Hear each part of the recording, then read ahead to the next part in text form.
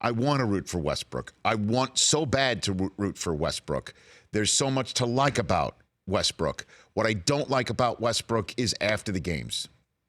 He looks so angry and surly. And again, this has nothing to do with what happened in Utah. 0.0. Full Blutarski on that. Okay? In terms of him having an attitude with the media or just looking angry because he has to have some sort of shield up. The guy makes a gajillion dollars. He is a face of the NBA, and for good reason. His play is brilliant. It's exciting. It's enticing. It is absolutely captivating. My kids can't watch him enough. But after the game, in Game 3, after they won, and I understand that you try to psych yourself up by having some sort of chip on your shoulder. I get it that you're trying to do that. So rocking the baby in Damian Lillard's face, or as Schroeder did, he pointed to his wrist. Where's Dame time now, right? Where's Dame time now? And they won. And then Paul George dunks on the opponent with no time left. Hey, the unwritten rule of basketball says you don't do that. But if you don't want it to happen, then don't allow it to happen. Stop it.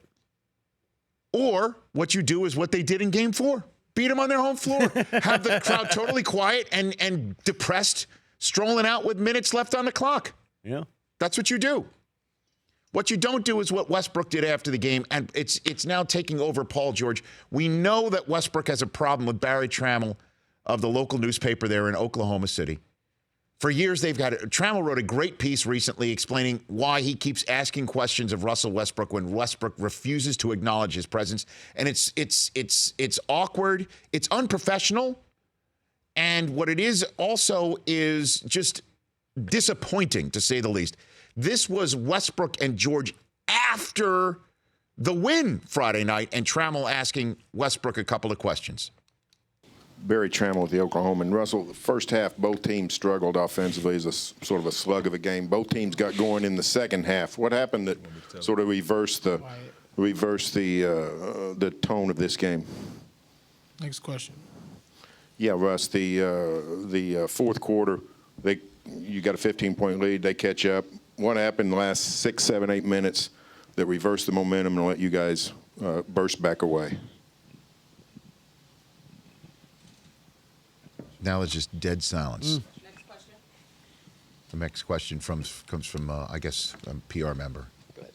Kerry Eggers, Portland Tribune. Paul, why did you dunk there at the end of the game?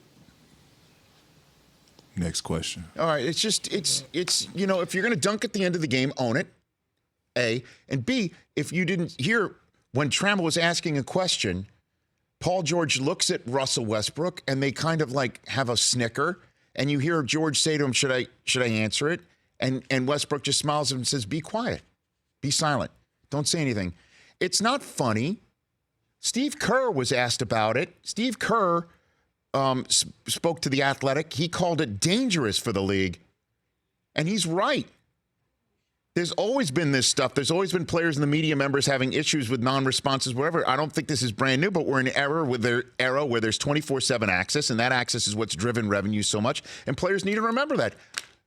Huzzah, Steve Kerr. Spot on. Spot on. And Paul George, I've never met him, and I'm sure he's not looking for the Rich Eisen show too unsolicited sense. You're not doing the right thing, Paul. I know that this is your teammate and the guy that you go to battle with, and you didn't leave the team for a good reason, because why would you want to leave how dynamic this guy is in Russell Westbrook? But this doesn't help at all. This doesn't help your brand. It's not who you are from what I think. That's why your sensibility first was, should I answer this? And you look at Russ and he shakes his head, don't answer. This is bad for business. You just won a game. And by the way, if you dunk on a team with seconds to go, it's not next question. It's a legitimate question. Answer it. You know what? I'm trying to fire the team up. If they don't like it, let's try and see what they could try to beat us in Game 4. I'd respect that more than next question. This is bad news. You don't want to next question this stuff.